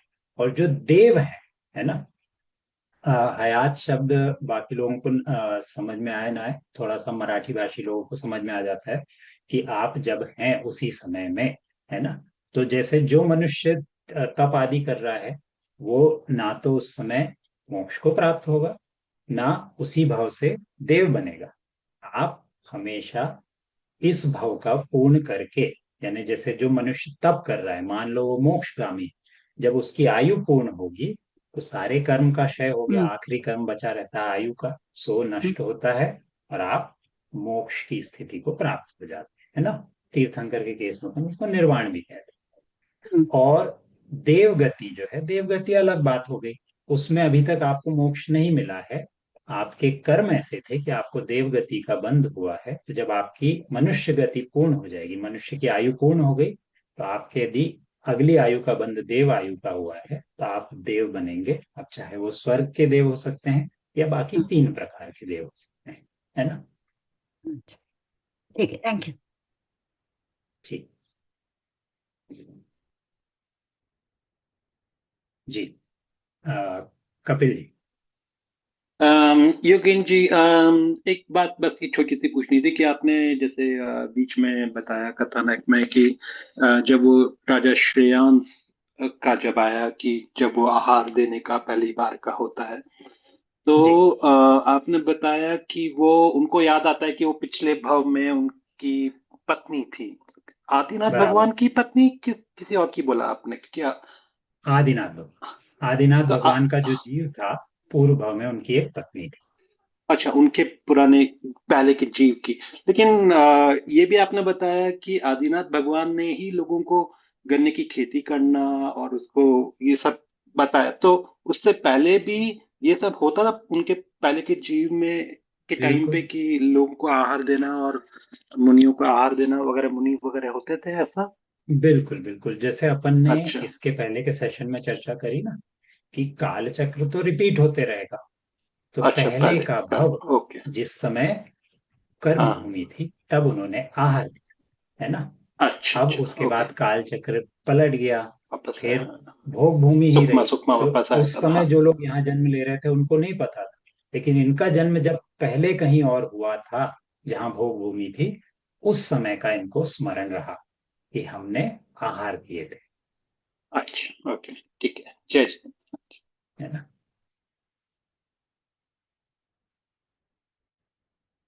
आपका अनम्यूट नहीं है पंकज अंकल, आप यदि प्रश्न पूछना चाह रहे हैं तो। आप जब तक अनम्यूट कर रहे हैं, पूजा जी आप क्वेश्चन पूछ लीजिए।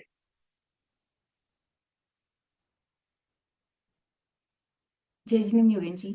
जय जिने। कुछ ऐसे कंफ्यूजन वाले कुछ क्वेश्चंस हैं मेरे।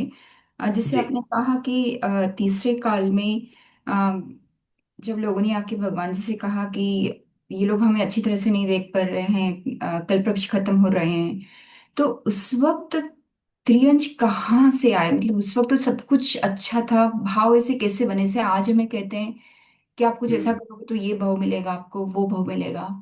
तो उस वक्त तो जी। सब अच्छा था, तो ये कर्म के बंध कैसे हुए? वो कैसे ये सब कुछ हुआ? नहीं तो उस एक तो अपन ये बैकग्राउंड ध्यान में रखे कि भोग भूमि में अपन ने जैसे चर्चा करी थी, मनुष्य भी होते हैं, तिर्यंच भी होते हैं, तो तिर्यंच थे, है ना। और अपन ने ये भी चर्चा करी थी कि जो कैसे इसका बंद होता है, वो भोग भूमि कैसे मिलती है, तो दान के प्रभाव से सरल चित्त परिणामी जो लोग हैं, जो सुपात्र को दान देते हैं, मुनि आदि को, उनको भोग भूमि में मनुष्य का भाव मिल सकता है ना? मिले ही ऐसा आवश्यक नहीं, अपन तो देव भी बन सकते हैं, हो सकता है कहीं अपना विदेह में जन्म हो जाए वहां पे, लेकिन भोग भूमि में यदि सुपात्र को दान दिया है तो वहां जन्म हो सकता है। और दूसरे लोग जो और सरल चित्त परिणामी होते हैं, लेकिन सुपात्र के अलावा किसी को दया दान आदि दे दिया, है ना, उसका भी तो फल मिलेगा, तो वो लोग वहां पे तिर्यंच आदि के रूप में जन्म लेते हैं, है ना। और बाय द टाइम भोग भूमि खत्म होने वाली होती है, तो सब जीवों के लिए क्या है कि अब रिसोर्सेस आर फिनिशिंग, है ना। तो there is sort of a competition for resources, जो आज हम आज भी देखते हैं, है ना। जी जी। जहां पे रिसोर्सेज कम होने लगे तो ऐसे। कॉन्फ्लिक्ट की स्थिति बनती है। तो वही प्राणियों के साथ मनुष्यों का हुआ। पहले अपन ने डिस्क्रिप्शन पढ़ा था कि तब भी सिंह गज आदि होते थे, हाथी वगैरह, लेकिन वो बहुत प्रेम से मनुष्यों के साथ रहते थे भोग भूमि में। जी। लेकिन जब भोग भूमि टुवर्ड्स इट्स एंड आई, तो वो लोगों की तरफ हिंसक बनने लगी। अच्छा, एक छोटा सा क्वेश्चन। राजा श्रेणिक जी। का जब ये आपने बताया, तब आप एक नाम लेते थे राजा श्रेयांश, तो क्या श्रेयांश और श्रेणिक सिनोनिम है? नहीं, अलग अलग जीव है। राजा श्रेणिक के साथ तो अपन बैठ के सुन रहे हैं, है ना। कैसे सुन रहे हैं कि लेकिन ये महावीर भगवान के समय के जीव जी। हैं, राजा श्रेणिक। राजा श्रेणिक महावीर भगवान के समय हुए थे, जिन्होंने मनुष्यों की ओर से सबसे अधिक प्रश्न पूछे थे। तो वो गौतम गणधर स्वामी से सारी घटना सुन रहे हैं। और राजा श्रेयांस वो आदिनाथ भगवान के समय हुए थे, जिन्होंने पहली बार इस युग में आहार दान दिया था मुनिराज को, है ना। तो दो अलग कैरेक्टर्स। कंफ्यूजन मेरा इसलिए क्योंकि हम जो अक्षय तृतीया पे इतने सारे मैसेजेस भेजते हैं, सब कुछ होता है, उसमें कॉलिक्युली सब राजा श्रेणिक लिखते हैं, या फिर ये मेरा नहीं, कंफ्यूजन है? श्रेयांस, श्रेयांस, राजा श्रेयांस लिखते हैं। ठीक है। थैंक यू, धन्यवाद। बहुत क्लियर रहना चाहिए अपने को कि वो उसमें रिलेवेंट राजा श्रेयांस। राजा श्रेणी तो महावीर भगवान के समय के जीव है।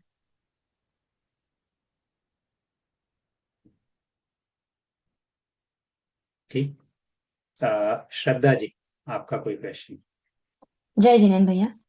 एक क्वेश्चन था कि क्या तीर्थंकर के समय में सबसे पहले तीर्थंकर को ही केवल ज्ञान होगा, या कोई अन्य जीव को भी पहले केवल ज्ञान हो सकता है और मोक्ष जा सकते हैं? ऐसा अपन ने कहीं नियम नहीं पढ़ा है, लेकिन इस काल में तो वही था कि सबसे पहले केवल ज्ञान तीर्थंकर को ही हुआ, है ना, आदिनाथ भगवान को। बाकी नियम अपन ने कहीं ऐसा स्पष्ट रूप से पढ़ा नहीं है। अच्छा। और एक और क्वेश्चन था जो अभी पूछा, पूजा तो पता नहीं कौन किन्होंने पूछा, बट था कि श्रेयांश राजा जो थे, वो उनके बारे में कुछ और मिलता है क्या जानना, कि वो जीव अभी कहाँ है या क्या है, उनको मोक्ष हुआ है या क्या है? उनको मोक्ष हो गया। आदि पुराण पढ़ेंगे अपन, तो उन्होंने भी आगे जाकर के दीक्षा ली, उनको मोक्ष हुआ। अच्छा, ठीक है, थैंक यू भैया। ठीक। अ, उर्मिला जी, कोई क्वेश्चन आपका? नमस्कार। हाँ जी। हमने सुना कि राजा श्रेयांस को पूर्वानुभव हुआ और उन्हें पता चला कि मुनि को दीक्षा में आहार कैसे करवा जाता है। जी लेकिन आदिनाथ भगवान तो प्रथम मुनि थे जो तीर्थंकर बने, उसके बाद उन्होंने ये रचना की। तो श्रेयांस राजा का पूर्वानुभव में मुनि कैसे याद आए उसे? मुनि वैसे उनके पहले भी होते थे। जी नहीं, जी। मुनि प्रथा सो तो सभी इनके बाद शुरू हुई। हाँ, नहीं तो यही प्रश्न अपने को कपिल जी ने पूछा था, तो अपन इसको कैसे समझें फिर से वही कि उनके पहले भी मुनि हुए हैं, लेकिन कैसे कि काल चक्र जो होता है ना, अभी अपन क्या है, अवसर्पिणी काल में है। अपने से पहले उत्सर्पिणी काल रहा होगा। सो उस उत्सर्पिणी काल में भी मुनि होते थे, and then comes a long gap जिसमें कि भोग भूमि थी। तो अब भोग भूमि में तो मुनि होंगे नहीं, क्योंकि उस समय तपस्चरण करने की शक्ति नहीं होती मनुष्य के पास, या प्रवृत्ति ही नहीं होती। तो उस गॉट इट। लॉन्ग पीरियड में कोई मुनि नहीं हुए। लेकिन पहले के भाव, जहाँ मतलब आदिनाथ भगवान का अपन आदि पुराण पढ़ेंगे तो 10 भावों का वर्णन है। तो 10 भावों में ये दोनों जीव जो हैं, श्रेयांस राजा जो अब बने, पहले तो उनकी पत्नी थे, और ऋषभ देव एक साथ थे, और इन्होंने मुनिराज को आहार दिया, जिसका उनको स्मरण हुआ है कि हमने ऐसे आहार दिया था। तो हाँ, पहले पहले के तो काल में है ना, काल इतने चक्र घूमने से पहले। करोड़ों युगों के पहले उनकी याद जागृत हो गई, या विशेष बिल्कुल गई। बिल्कुल हाँ, बिल्कुल। थैंक है ना। लेकिन यकीन जी, जो हम कहते हैं कि 24 तीर्थंकर, वो मतलब इससे पहले भी अनंत 24 तीर्थंकर रहे हैं पहले के। तो ये जो ठीक। घटना अगर हुई होगी तो वो पहले के तीर्थंकर के टाइम पे हुई होगी, या it it would still be in this? नहीं तो जो कथानक आता है उसमें उन्होंने चारण रिद्धिधारी मुनियों को आहार दिया था, है ना। वो हाँ तीर्थंकर को नहीं, उन्होंने किन्हीं हाँ, नहीं नहीं, मुनिराज को आहार। लेकिन हाँ, तो उस समय भी हाँ अगर मुनिराज हैं तो कोई तीर्थंकर या कोई तो हाँ ईष्ट हाँ, होते होंगे। बिल्कुल बिल्कुल। तो किन्हीं वो क्या? तीर्थंकर का तो रहा होगा काल, बराबर। अच्छा, तो पहले के 24 तीर्थंकरों में किसी का रहा जी जी होगा। जी। ओके, क्योंकि ठीक हर है। काल में 24 तीर्थंकर, तो हाँ, उस समय भी एग्जैक्टली। कोई तीर्थंकर रहे होंगे, है ना। अच्छा, ठीक है। ठीक। मयंक जी। जयचंद भैया, मेरे को एक प्रश्न था कि आदिनाथ भगवान और बाहुबली भगवान के दोनों के निर्माण में कितना गैप था? आदिनाथ भगवान और, बाहुबली भगवान को। अच्छा, ये गैप स्पष्ट रूप से अपने को नहीं मिलता है, क्योंकि बाहुबली भगवान का तो ये माने अपन, इसमें अपन ये निकाल सकते हैं अप्रोक्सीमेशन, है ना, कि 1 लाख पूर्व से कम रहा होगा टाइम। क्योंकि बाहुबली भगवान का जो दीक्षा काल है और मोक्ष जाने का काल है, वो तो लगभग 1 साल का है ना, बहुत शॉर्ट हाँ ड्यूरेशन में वो चले गए थे। हाँ। और जब आदिनाथ भगवान को केवल ज्ञान हुआ, जिस समय फिर बाहुबली को भी केवल ज्ञान हुआ, तब आदिनाथ भगवान की 1 लाख पूर्व से कम आयु थी, है ना, तो उससे थोड़ा कुछ कम समय रहा होगा, अच्छा, है ना। तो ओके, तो आदिनाथ भगवान और बाहुबली भगवान के बीच में जो मतलब जो उनका जो मोक्ष का जो समय है वो 1 लाख पूर्व के आसपास रहा होगा। हाँ, कम उससे, बट कम लगभग उससे। उतना अपन मान सकते हैं। अब उसमें ठीक है। स्पेसिफिक कहीं पढ़ने में तो नहीं आया अपने को, है ना। ठीक है। ओके। ठीक। जी। योगेन जी, शायद पंकज दोषी जी के यहाँ से कोई शायद प्रश्न था, क्योंकि वो उन्होंने अनम्यूट किया था बीच में, जी और जी फिर जी। मैंने उनको म्यूट कर दिया था क्योंकि आवाज़ आ रही थी। तो उनसे पूछ लें आपकी कोई प्रश्न है क्या वहाँ से? जी जी। अ, पंकज अंकल, कोई प्रश्न है तो आप अनम्यूट करके पूछ लीजिए।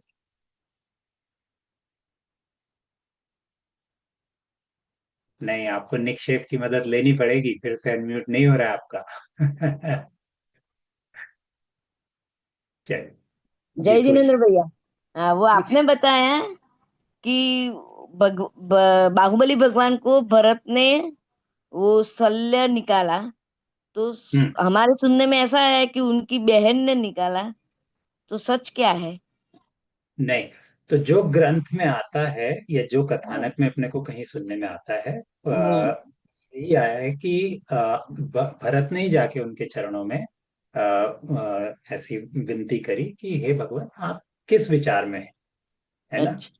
जब उन्होंने बताया कि ये भूमि तो मेरे पहले भी अनेक चक्रवर्तियों की रही है, कई राजा होंगे, कई इसको भोग करके जाएंगे, ये किसी की रही नहीं है, वो अपन ने पढ़ा है ना। और एक बार जी फिर भले ही अपन इसको कंफर्म कर लेंगे चेक करके, जी है ना। जी जी पर जो स्मृति में है कथा ना, यही है ना। हाँ, जय जिनेन्द्र। जरूर जय जरूर हिंद। जरूर। एक अंतिम प्रश्न लेंगे उर्मिला जी, फिर अपना समय हो रहा है, अपन आज छोटा के। सा क्वेश्चन है सर।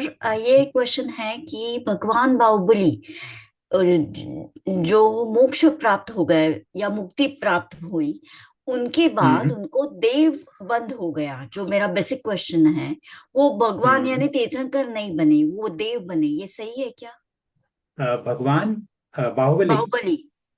नहीं नहीं, मोक्ष जो है उर्मिला जी, मोक्ष आपकी परमानेंट स्थिति है। हम्म गति क्या है, गति चार हो सकती है कि अपन हम्म इस भव से मर के या तो देव बन सकते हैं, या तो फिर मनुष्य बनेंगे, या नरक जाएंगे, या तिर्यंच हम्म बनेंगे, है ना। हम्म तो देव बने हैं यानी आप तक आपका मोक्ष हुआ नहीं है हम्म ना। और मोक्ष हो गया यानी फिर तो अपने को कोई जन्म लेना ही नहीं है, ना देव बनना है, ना मनुष्य, ना तिर्यंच, हम्म ना नारकी। वो तो कर्मों से रहित स्थिति हो गई। अब अपना फिर कोई चक्कर नहीं बचा, क्योंकि देव बनेंगे तो फिर से कोई भव लेना है, कम से कम योगेन एक जी, मैं एक मनुष्य का इंटरप्ट भव तो करूंगा लेना यहाँ ही पे। शायद देव शब्द से कंफ्यूजन हो रहा है, क्योंकि हम भगवान है। को देव भी देव शब्द से भी, बोलते हैं और देव करेक्ट, गति को भी देव बोलते हैं। शायद बिल्कुल। उर्मिला जी का वहां पे शायद कंफ्यूजन है, तो आप वो क्लियर कर दीजिए प्लीज। जी जी। तो उर्मिला जी, जिस दृष्टिकोण से अपने को नीरज जी भी बता रहे हैं ना, तो एक तो होते हैं देव जिनको अपन कहते हैं साधारण दृष्टि से, वो स्वर्ग हम्म के देव या फिर चार गति के देव, चार हम्म निकाय के देव हो गए, है ना। हम्म और दूसरा, जिनको अपन नमस्कार करते हैं, जो पूजने योग्य है, वो हम्म अरिहंत भगवान हो गए, उनको भी देव कहते हैं, या हम्म सिद्ध भगवान, है ना। हम्म ठीक। Got it. ठीक है। तो वो दो अलग तरह से देव हैं, जो पूजने योग्य हैं तो हाँ अरिहंत या सिद्ध भगवान है। ये और वास्तव में सिद्ध भगवान बन गए। अच्छा, हाँ। सिद्ध भगवान। हाँ करेक्ट ठीक करेक्ट। है, हाँ है अंडरस्टैंड। ना। Thank you. ठीक है। चलिए आज यहीं पे विराम लेंगे। आ, जिनवाणी स्तुति कौन कर रहा है, सब लोग हाथ जोड़ लें। मैं करूँ भैया? जी।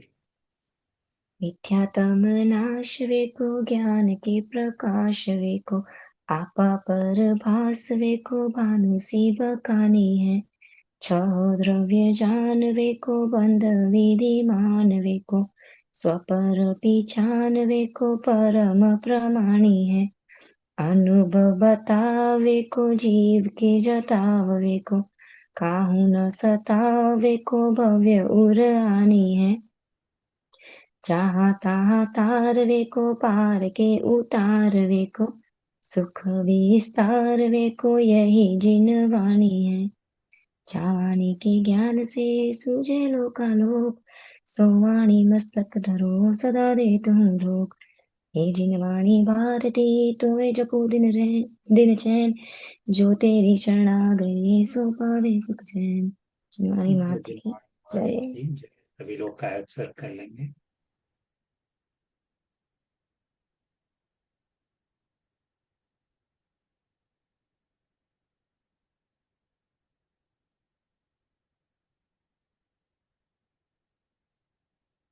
सभी को जय जिनेन्द्र। जय जिनेन्द्र सभी को।